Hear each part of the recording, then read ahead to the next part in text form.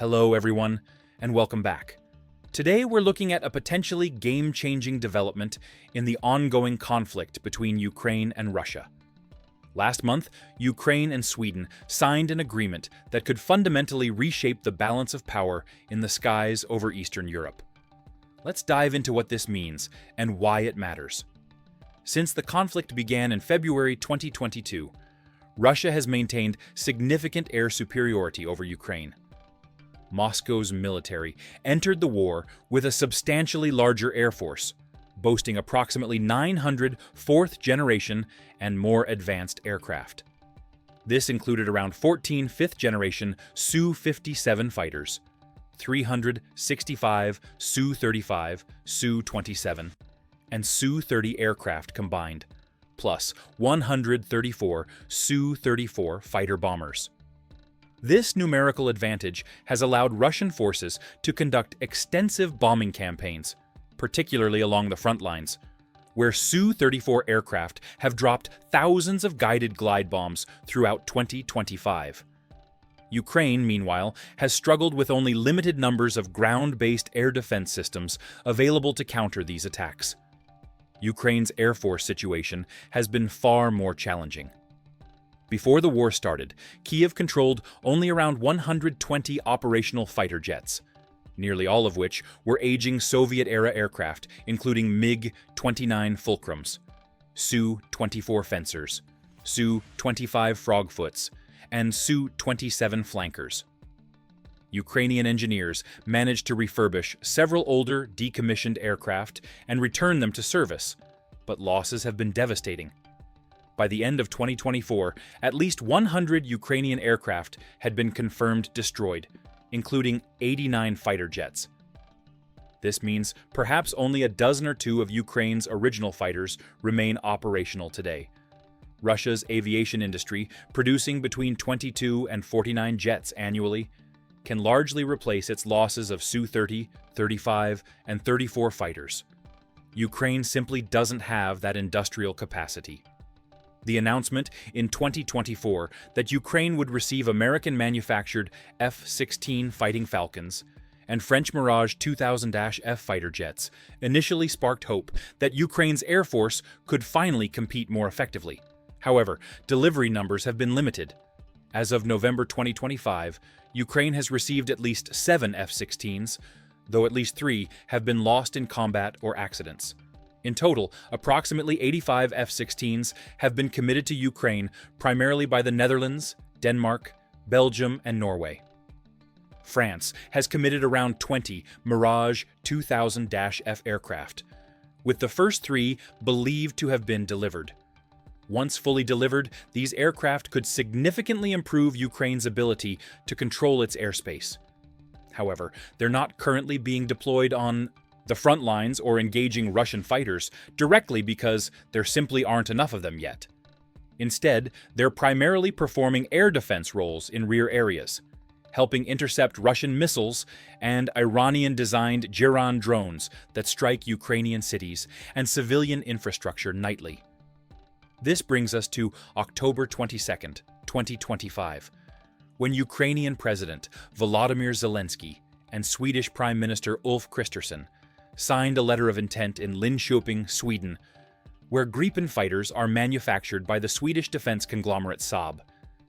This agreement opens the door for Ukraine to acquire between 100 and 150 Gripen E-series fighter jets.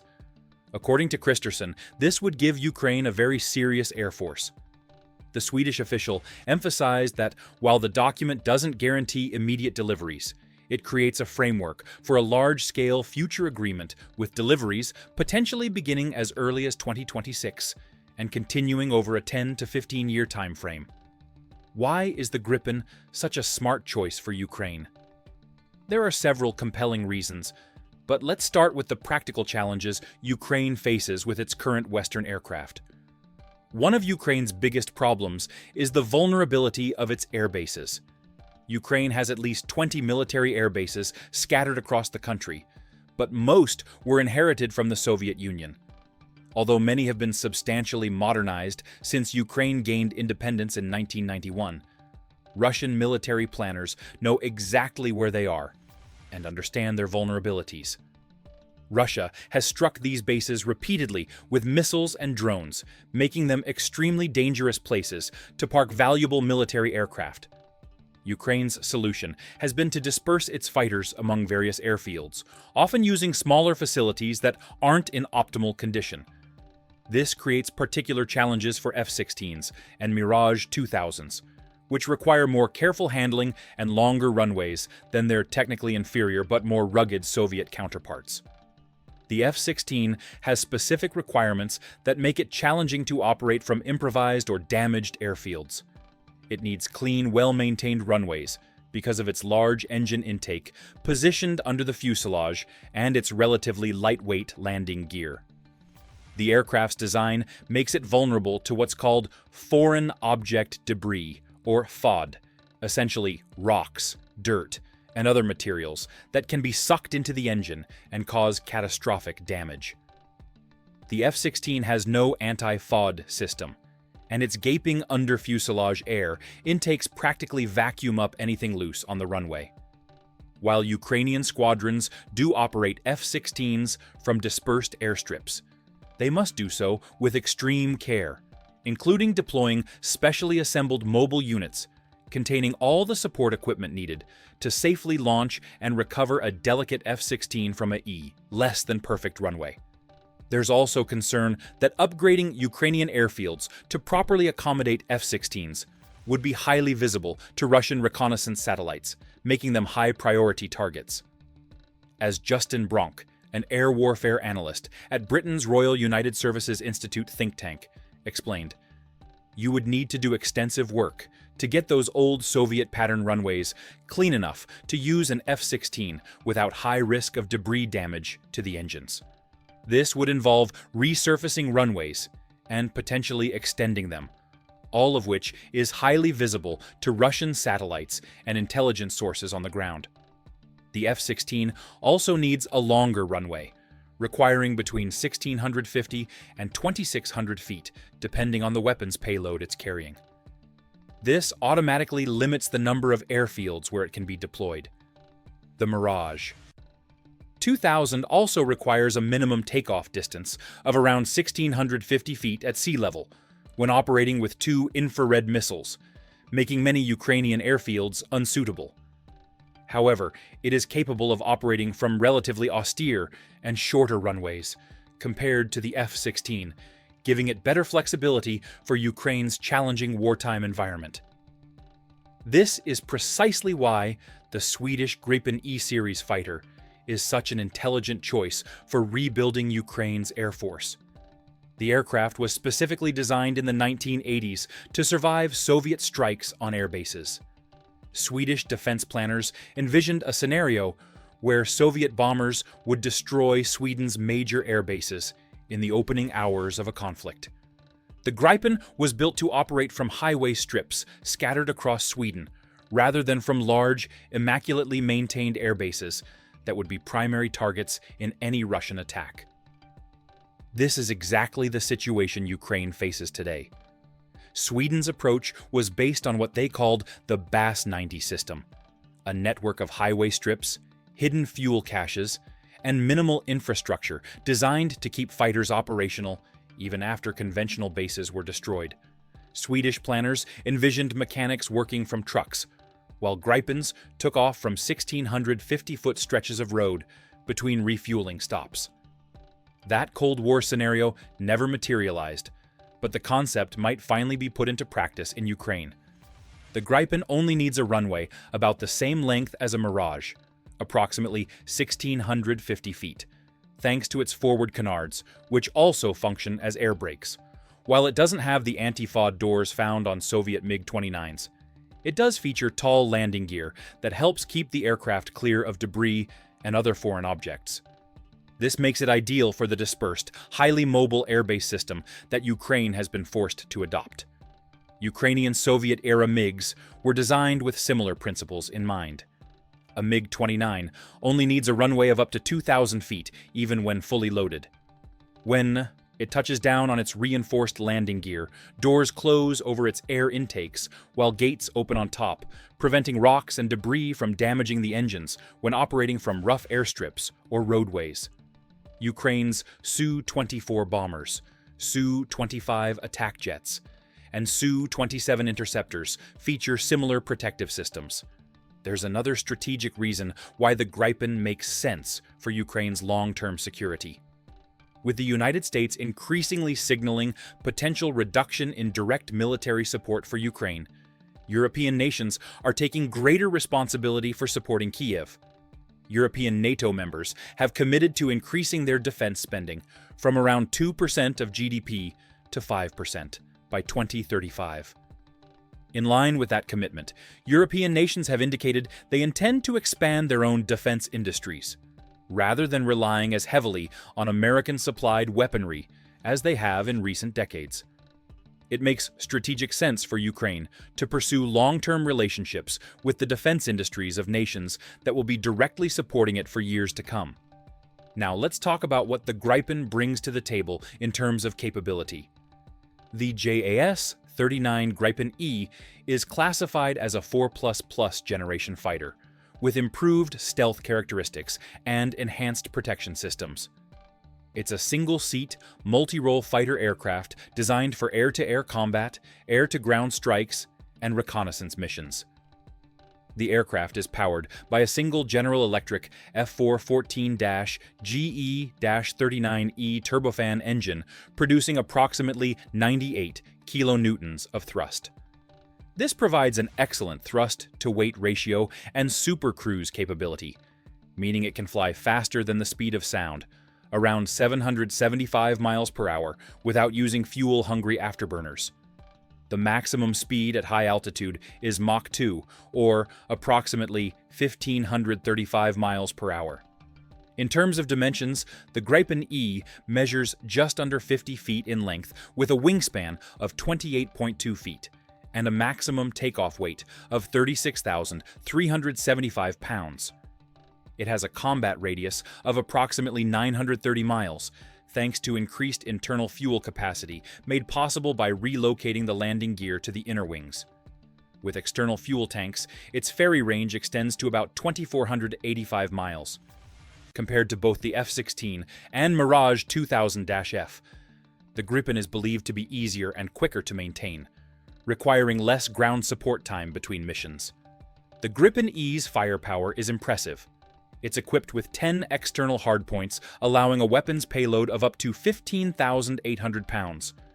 This includes advanced air-to-air and air-to-ground munitions, such as the Meteor Beyond Visual Range missile, which travels at Mach 4, approximately 3,069 miles, per hour, with a range of 186 miles.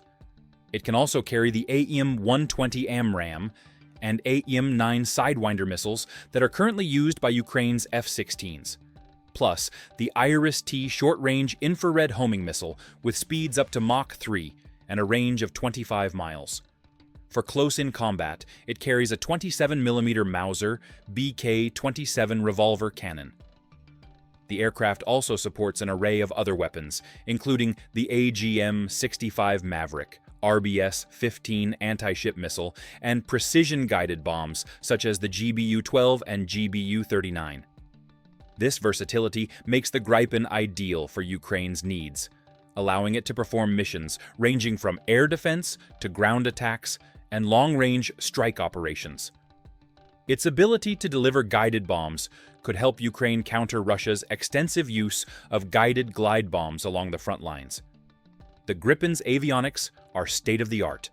It features the Leonardo Raven ES-05 active electronically scanned array radar, providing wide field coverage and multi-target tracking capability. The Skyward G infrared search and track system enables passive detection of stealth or non-emitting targets. The cockpit includes a panoramic display and helmet-mounted display for efficient data fusion from numerous sensors.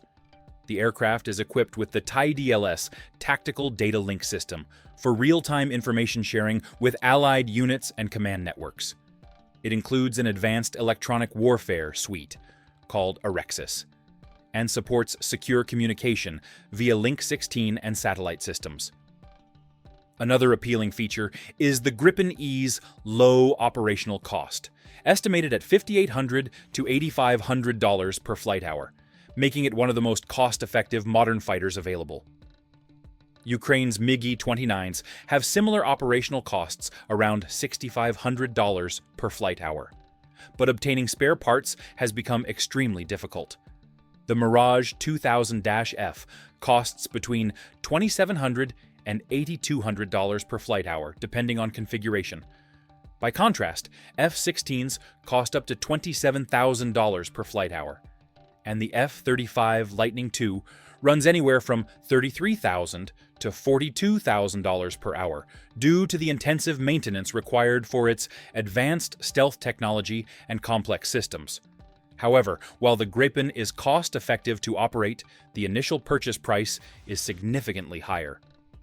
Ukraine's Mirage 2000-F aircraft cost approximately $23 to $35 million each, while MiG-29s run $40 to $50 million. Ukraine's modernized F-16s cost between $64 and $70 million each. The Gripen E, however, carries a price tag of $85 to $138 million per aircraft, putting it in the same price range as the fifth-generation F-35 Lightning II, which costs $77 to $112 million depending on configuration and support package. This brings us to one of the biggest questions about the Ukrainian Gripen deal. How will Ukraine finance these aircraft, especially given the scale of the proposed agreement? Even at the lower price of $85 million per aircraft, 100 Gripens would cost $8.5 billion, while 150 would run $12.7 billion. It's difficult to see where Ukraine will find that kind of money, given its current financial situation. Ukraine's state budget deficit in 2025 is forecast to reach approximately 21.1% of GDP, down slightly from 2024's 17.6%. The draft 2026 budget projects a further reduction to 18.4% of GDP. By contrast, despite unprecedented Western sanctions, Russia's budget deficit in 2025 is only projected at 2.5% of GDP, expected to moderate to around 1.6% in 2026. Making Ukraine's financial situation even more acute is its fiscal financing gap, the difference between state revenues and spending, estimated at $53.3 billion for 2025 through 2028. This is driven by elevated defense spending, projected at $83 billion in 2025, plus sustained high expenditures on social protection and reconstruction. This gap exceeds currently committed financing, leaving a significant shortfall that must be covered by additional foreign financial aid or borrowing, or the state risks collapse, possibly as soon as the first quarter of 2026. Ukraine is already dependent on foreign aid to finance its budget and external accounts. Without foreign assistance or loans, Ukraine cannot pay pensions, government salaries, or much of its defense spending, let alone spend $12.7 billion on a new air force. Ukraine's ability to raise new loans has become much more difficult and expensive following downgrades by major credit rating agencies. Fitch downgraded Ukraine to restricted default status, while S&P Global assigned a selected default rating. These downgrades followed Ukraine's suspension of debt servicing and missed payments on Eurobonds and GDP-linked warrants in 2024 and 2025. In this precarious position, it's hard to imagine who would lend Ukraine billions to purchase aircraft. It's also unclear where aid in the form of grants, rather than loans, will come from going forward. Even without the Gripen deal, The Economist estimates Ukraine will need $390 billion in Western financial support through 2028 to sustain its war effort. All major European economies backing Ukraine are facing slowing economic growth and expanding budget deficits themselves. They're also encountering increasing domestic resistance over funding Ukraine rather than addressing pressing domestic needs. Currently, the only clear path toward raising the bulk of this funding is the controversial plan to confiscate Russian assets held in the Eurozone and transfer them to Ukraine. However, several EU members have blocked this move, which Moscow has condemned and vowed to retaliate against. Belgium, which houses the Euroclear clearinghouse, holding the majority of Russia's frozen assets, has been particularly resistant. Belgian officials argue that seizing the funds would expose the country to significant legal and financial risks, and have called for the EU to accept collective responsibility for any consequences.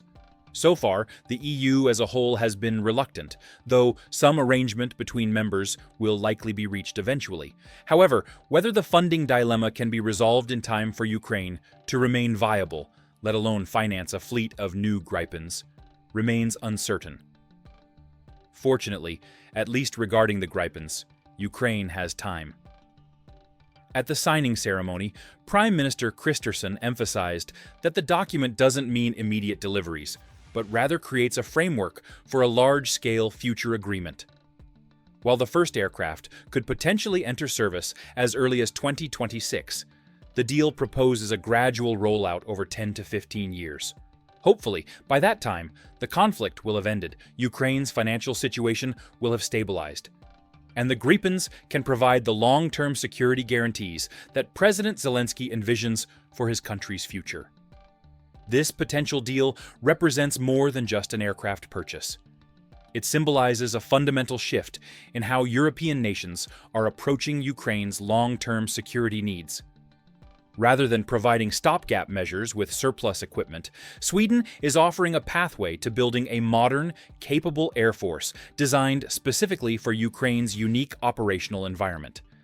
The Gripen's ability to operate from dispersed, austere locations mirrors Ukraine's current operational reality and could provide a sustainable solution to the challenges posed by Russian air superiority. The coming months and years will be critical in determining whether this ambitious plan can be realized. The financial, logistical, and political challenges are substantial, but the potential benefits for Ukraine's security and sovereignty are equally significant. As negotiations continue between Kyiv and Stockholm, and as European nations work to resolve the complex questions around financing and support, this deal could represent a turning point in the conflict and in European defense cooperation more broadly. We'll continue monitoring this developing story and bring you updates as they emerge. Thanks for watching.